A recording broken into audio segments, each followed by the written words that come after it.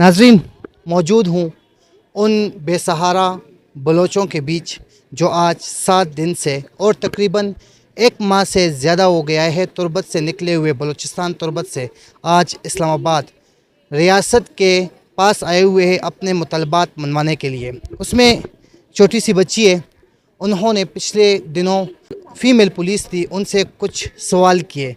उन सवालों के जवाब पुलिस के पास क्या, यहाँ के रियासत के पास भी नहीं है। तो इनसे ही बात करते हैं, क्या बात हुई, क्यों ये रोई और चीख व पुकार से पुलिस से सवाल जवाब कर रही थी। तो इन्हीं से बात करते हैं। अस्सलाम वालेकुम। वालेकुम अस्सलाम। कैसी हैं आप, ठीक है? बस जिंदा है।